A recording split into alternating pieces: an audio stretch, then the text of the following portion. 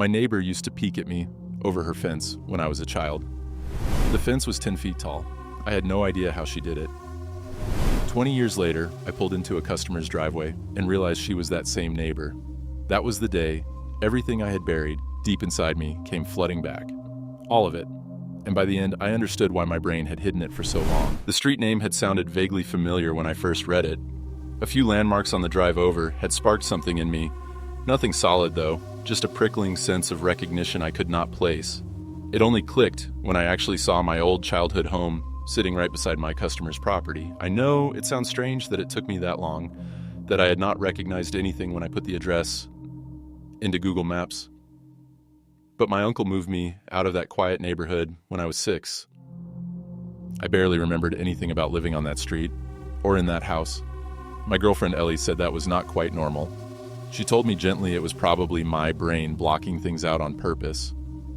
I sat gripping the steering wheel long after I had parked, staring at my childhood home. It backed onto a large woodland area, tall trees looming far above the roof. The bungalow itself looked abandoned. Shattered windows, empty bottles scattered across dead yellow grass. Clearly no one had lived there in a long time.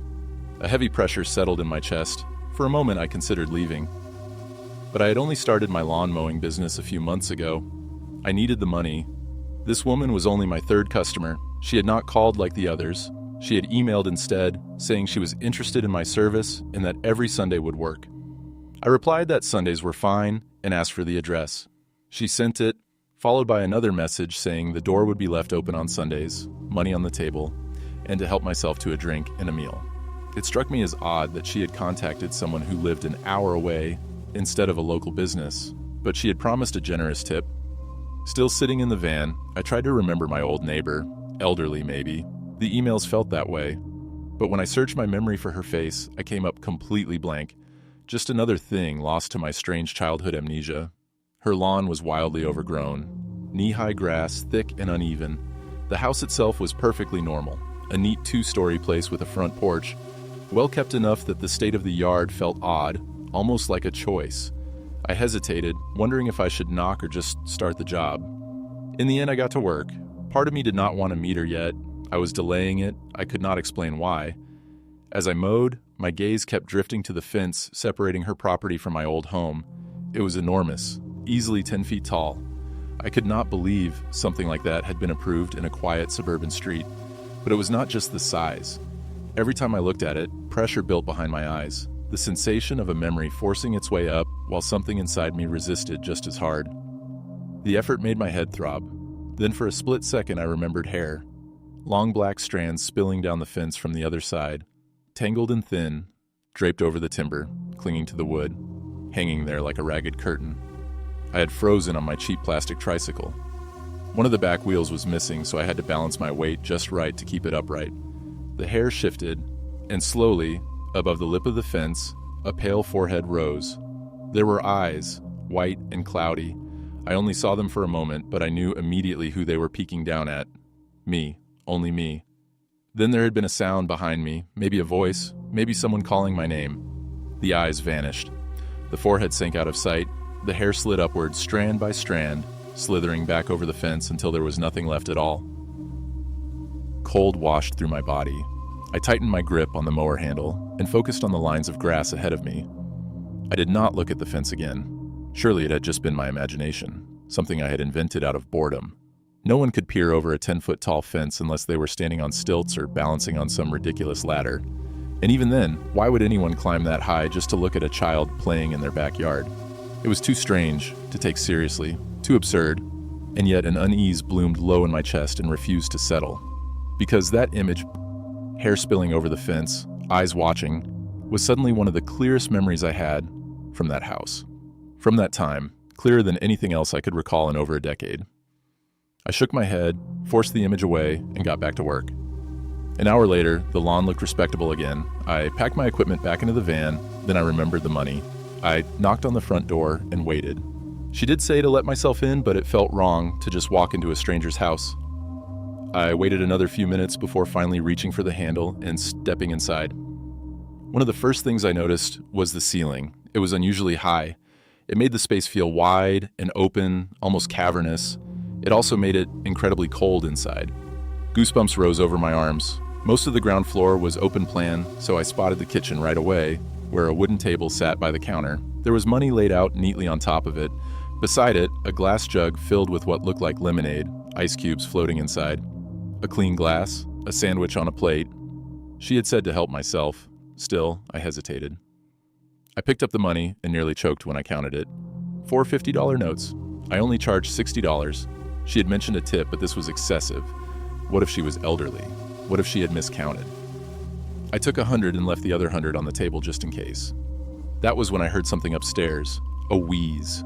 Wet and uneven, like air being dragged through damaged lungs. After that, 2 sharp creaks snapped through the house in quick succession, floorboards protesting under sudden weight. My body went rigid. Someone was definitely home. I stared at the staircase. I edged closer to the stairs, despite myself, my heart beginning to pound. The noises replayed in my head. Had she fallen? Was she hurt? If she was elderly, I told myself I should check. That was the decent thing to do. But another part of me was screaming to leave. The feeling was sudden and absolute, like stepping into a place I was never meant to enter, like bait. After a moment, I turned back to the table. I picked up the sandwich so I would not seem rude, my hands clumsy and shaking, and then I got out.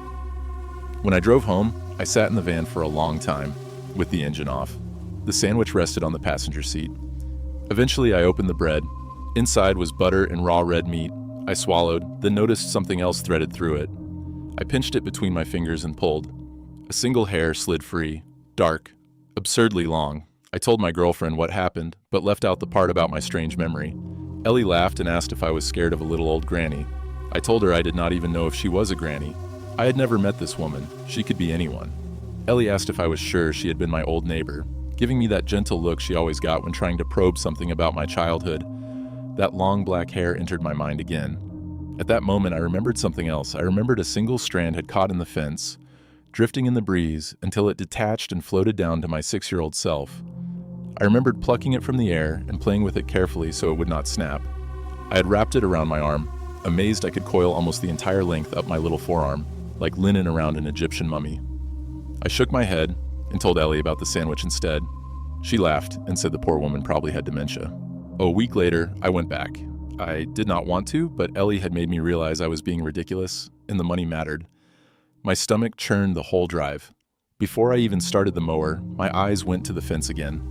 I remembered long curling fingers reaching over the top, and once more I remembered seeing half a face peering down at me, just eyes and a forehead visible above the timber, watching. I reluctantly went inside to collect my payment. This time she had left $300 on the table. Beside it a note, the handwriting thin and spidery. It read, "Take all money, why no drink?" My gaze drifted to the jug of lemonade. I filled a glass, intending to pour half of it down the sink to make it look like I had some. Instead, for some reason I could not explain, I took a small sip. It was cold, sweet, good. After that, the memories returned, stronger than ever. I had a dream that night, a dream about food being thrown over an enormous fence. Sometimes it was a roast chicken, still warm inside a plastic bag, juices sloshing against the sides. Other times it was a whole chicken, raw, feathers still clinging to pale skin. Sometimes it was fresh fruit in a cracked plastic container. Other times it was rotting apples and a thick slab of heavy red meat. I remembered the hunger. I remembered setting up a blanket over the bushes beside the fence, a small hidden nest where I could crouch and store what I was given. I remembered eating like an animal, devouring whatever was edible before anyone could find me. I remembered my scalp itching constantly, lice, multiplying, biting, crawling, with no one bothering to stop them. A whole kingdom of parasites living freely in my hair. Then I remembered the hand. It slipped through the narrow gap between the fence and the bushes where I sat with my back pressed against the timber. The hand was enormous but gentle. One long finger brushed the tangled hair out of my face. The itching faded. I stared up and saw nothing but the endless length of a thin gray arm disappearing over the fence. I remembered wrapping my small hands around that enormous finger and holding tight, crying into it. Then I remembered an angry voice coming from somewhere. The finger wriggled gently until I released it, and then the hand vanished. The arm withdrew. When I looked back up, only a faint wisp of dark hair was visible above the fence line. Someone tore the blanket away from my hiding place. They yelled, screamed in disgust. I was sitting on a hoard of food. A lot of it was rotting. There were flies, there were maggots. Hands grabbed my arm and dragged me out of the bushes and away from the massive fence so hard I thought the bone would snap. The third time, I went back to mow her lawn. I did not hesitate. Something had begun to clarify itself inside me, like an image slowly coming into focus. I knew I needed to speak with her finally. I did not know if the memories were wholly real, but pieces were fitting together now, clicking into place with a quiet inevitability. I felt closer to the truth than I ever had before, and instead of making my head ache, it planted something determined inside me, something that refused to be quiet any longer. As I started the lawnmower this time, I did not look away from the fence. I remembered the humming, a low, steady hum as I lay hidden in the bushes beside the fence. The yelling in the house always softened when I listened to her hums. I remembered being lifted so high I could see over the roof of my house. I remembered being placed on a sturdy tree branch in the forest and being given a dead fox. I remembered biting into the furry flesh, feeling warm blood dribble down my cheeks. I remembered sitting in a cocoon of warmth high above the ground, watching the stars blink into existence. I remembered running to my hiding place between the fence and the bushes, shaking, starving, sick with fear. I remembered someone chasing me. "Stop!" I sobbed. "Do not hurt me again." I remembered my mother freezing, and I remembered something brushing the back of my neck, light and familiar like long strands of hair. My mother gasped, staring at something above us, terror carved into her face. I looked up. Then the fingers came. They wrapped around my mother's body and lifted her up, up, up. She was screaming as she went, so I called out that it was okay, that she was just taking her to see the stars. There was a deafening crunch, and her screaming stopped. I saw something fly across the sky like a meteor, disappearing into the forest. Hands closed around me. They were so warm when they lifted me, gentle, careful, cocooning me as I shook and clung to the heat. I rose high enough to see over the roof of my house, just like all those other times. I finally remembered seeing her face. The image was clear now, unblurred, impossible to look away from. She was pale and gaunt, her lips stretched too wide across her skull, but her eyes were dark, and they were warm. My hands shook. I did not turn the lawnmower off. I walked toward her house on numb legs, the sound of the engine fading into something distant. The front door was open, as it always was. I climbed the staircase slowly. A low groan echoed from above, stretching and deepening as I went. The upper floor was completely open plan, wide and sloping like an expansive attic, and laid out across it was a very tall woman. Her skin was a shade close to gray. Her face had the weathered features of someone much older than me. Her limbs were long and spindly. She lay on her side on a soft floor mat that covered nearly every inch of the space, her body folded carefully, purposely, as if she had made herself smaller for me. Her eyes found mine the moment I stepped inside. I dropped to my knees and sobbed before I could stop myself. Terror and grief and everything I had buried for so long rushed through me all at once, crushing and merciless. Fingers reached out, impossibly large, wrapping around me and drawing me gently toward her. I was pulled into warmth, deep and steady, and my shivering slowly began to ease. "You killed her," I sobbed. "You killed her." She hummed softly. "Why did you do that?" I said, the words breaking apart as they left me. She brushed my hair back. My cries thinned into small, broken whimpers. "Why did she not care about me?" I whispered. "Why did she let me starve? Why did she hurt me? I was just a little kid." Her warmth held. Her breathing stayed slow and even. I fell asleep. When I woke up, I was in a bed. Across from me, seated in an armchair, was a little old lady. Her eyes were distant, as if part of her had wandered somewhere far away and had not yet found its way back. Still, they stayed on me, steady and patient. We were still upstairs. The massive mat lay stretched across the floor, unchanged. The bed had been tucked into a small corner of the room like it had been put there for me. I asked who she was and what that thing had been. She did not answer. Instead, her gaze drifted to something beside me. I followed it and saw a folded note resting on the mattress. I picked it up with shaking hands. It read, "I cursed with size and hunger, but I protect sweet little boy cold and hungry. I carry you to the stars where she cannot reach. I lost myself when I took her, but she will not hurt you anymore. Forgive me, please." When I drove home, I finally asked my uncle to tell me the truth. I'd always known something horrible happened to my mother, but there were details surrounding the event that deep down I think I had never wanted to learn. But I felt stronger now. I was ready. He showed me pictures first. They were of me as a little boy. My hair was long and scraggly. I wore dirty clothes torn at the seams. My body was mapped with bruises and cuts and burn marks. There was not much to know in the end. except the fact that my mother was a monster. And when she was found in the woods one day, half-eaten, a case that would quickly be declared an animal attack, people called it karma after they learned what she had done to me. I continued to visit Ramona. I brushed her hair and cared for her when she was a little old granny. I laid down and listened to her hums when she was something else. I wrote all of this down because, unlike my mother, Ramona deserves to be remembered. I could never tell anyone about her. They would have hurt her or killed her, but I needed someone to know. Ramona may have been a beast, but it was not her fault. Even when she lost control, it all came down to an instinct to protect.